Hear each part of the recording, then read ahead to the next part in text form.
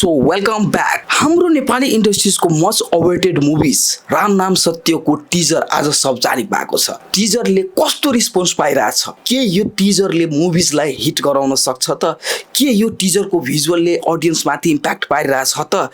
के यो टिजरले गर्दा मुभिज सुपर हिट हुन्छ त भन्ने कुराको म डिटेली एक्सप्लेन गर्नेछु तपाईलाई। यो टिजरमा देखाएको भिजुअलहरू नि साउथ मुभिजको स्केललाई एकदमै टच गरेको छ। यति बुझ्नुस् कि लाग्छ तपाईहरुलाई यो मुभिज नेपाली मुभिजको टिजर हुनै सक्दैन, यो एउटा साउथ मुभिजको ठुलो साउथ मुभिजको टिजर होला हैन। यतिको भिजुअली परफेक्टली शटहरू क्याप्चर गरेको छ यो मुभिजमा। सो म एकदमै इम्प्रेस भएको छु। मेरो एक्सपेक्टेसन लगभग मैले पाएको छु जस्तो मैले सोचिरहेको थिएँ पोस्टर हेरेर कि यो टिजरको त्यस्तो टाइपको हैन हामीले सिन्सहरू हैन त्यो हेर्न पाऊ र एक्चुअलमा यो टिजरको थ्रु त्यो डेलिभर पनि गरिरहेछ। अर्को कुरा गरौँ एक्सनको। एक्सन बबाले लेभलको छ एकदम। यसमा भन्दाखेरि नि मलाई एनिमल मुभिज रणबीर कपुरको एनिमल मुभिजको टोटली भाइब्स आएको छ। त्यहाँबाट इन्स्पायर भएको छ यो मुभिज हैन। एक्सन सिक्वेन्सलाई लिएर मलाई यस्तो लाग्छ हैन। किन यो कपी नबुझ्नु होला, यो कपी होइन। कपी र इन्स्पायरमा फरक छ। यो इन्स्पायर भएको त्यहाँबाट सिन्सहरूबाट प्रेरित भएर केही नयाँ क्रिएट गरेको छ, तर भाइब्स त्यहाँबाट आउँछ। एकदम ब्रुटल एक्सन सिनहरू छन् जुन कि मलाई लाग्छ सानो बाबुहरूले हेर्नै नसक्ने टाइपको सिन्सहरू पनि छ। ओ माई गड, विराज दाइले जुन तरिकाले त्यो आफ्नो हतियार चलाउँछ, that's amazing man, that's amazing.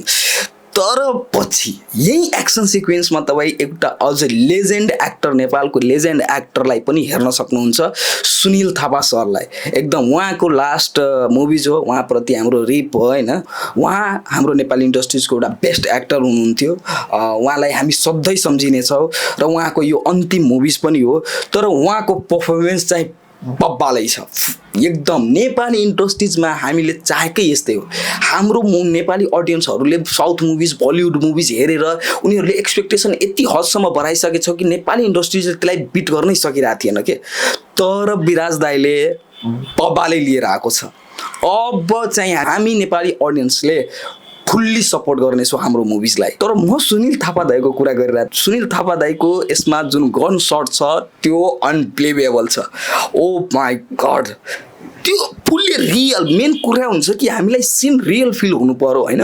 र एक्चुअलमा यो सिनहरू तपाईँलाई यो मुभिजको यो टिजरको सिनहरू एकदम रियल फिल हुन्छ हैन। म्यासिभ एक्सन छ हैन, एकदम ब्रुटल लेभलको एक्सन सिक्वेन्सहरू कोरियोग्राफ गरिएको छ। आई थिङ्क मलाई लाग्छ यो पक्कै पनि यो डाइरेक्टर, एक्सन डाइरेक्टर साउथकै होला हैन।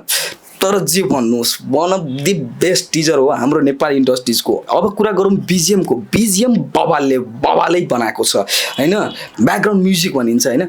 यो भर्खरै रिलिज भएको धुरन्धर मुभिजको म्युजिकसँग म्याच गरेर आएको छ। एकदम ड्याङ ड्याङ ड्याङ ड्याङ। म्युजियम पनि एकदम बबाल छ। मलाई यसमा पनि कुनै पनि यस्तो त्यस्तो म भन्दिनँ हैन। पर्फेक्ट छ हैन, एकदम फिट बसिरहेको छ हैन। आउटिङ यो जबरदस्ती कोचेको म्युजिक जस्तो पनि फिल भएन मलाई, एकदम पर्फेक्ट छ।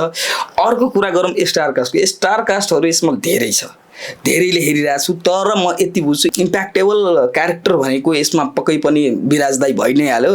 त्यसपछि त तपाईँको सुनिल थापा। एकदम सुनिल थापाको पर्फर्मेन्स यो मुभिजमा बब्बालै हेर्न पाउँछौँ हामीले हैन। अर्को यसमा अर्पण थापा पनि हुनुहुन्छ। अर्को तपाईँको दिलीप राई माझी दाइको पनि छोरी हुनुहुन्छ, उहाँ पनि ठिकै ठाक हो हैन। अरूको एक्टिङमा खासै फोकस जाँदैन। हाम्रो एट्र्याक्सन नि प्राय यसमा विराज बढ्दाइमाथि छ, एक्सन सिक्वेन्सहरूमाथि छ। यसमा अरू क्यारेक्टरहरूको सानो सानो सिनहरू मात्र देखाएको छ, त्यही भएर अरू क्यारेक्टरको बारेमा म धेरै कुरा भन्न सक्दैन। तर यति भन्छु, यस we Nepali audience wants these types of movies. So much excited for these movies. I don't want to watch the trailer. मलाई त्यो ट्रेलर अब हेर्न आवश्यक छैन। मलाई यो टिजरले पुगिसक्यो। अब म डाइरेक्ट मुभिज हेर्नको लागि एक्साइटेड छु। तर पनि यो मुभिजको ट्रेलर आयो भने म पक्कै पनि ट्रेलर हेर्छु र यसको राम्रो रिभ्यू दिन्छु। किनभने स्टोरीको कुरा हुन्छ हैन। अब स्टोरी चाहिँ के छ भन्दाखेरि नि ट्रेलर हेरेर धेरै हदसम्म हामीले प्रेडिक्ट गर्न सक्छौँ। तर यो टिजरले म धेरै कुरा भन्दैन, यति बुझ्छु कि यो रिभेन्ज वार हो हौ यसमा रिभेन्ज वार चल्छ, पक्कै पनि चलिरहेछ, यसमा शङ्कै छैन। यो रिभेन्जमा लगभग बेस्ट छ यो मुभी। सो ओभरअल म भन्छु यो टिजर एकदम पर्फेक्ट बनेको छ। यदि तपाईँहरू यो टिजर हेर्नु भएको छैन भने हेर्नु होला, यदि हेरिसक्नु भएको छ भने तपाईँ कस्तो लाग्यो यो टिजर एकचोटि कमेन्ट गर्नु होला। र म यस्तै नेपाली मुभिजको trailer review, teaser review and movies अपडेटहरू सधैँ अब लिएर आउनेछु, त्यही भएर मेरो च्यानललाई सब्सक्राइब पनि गर्नु होला। अहिलेको लागि गुड बाई।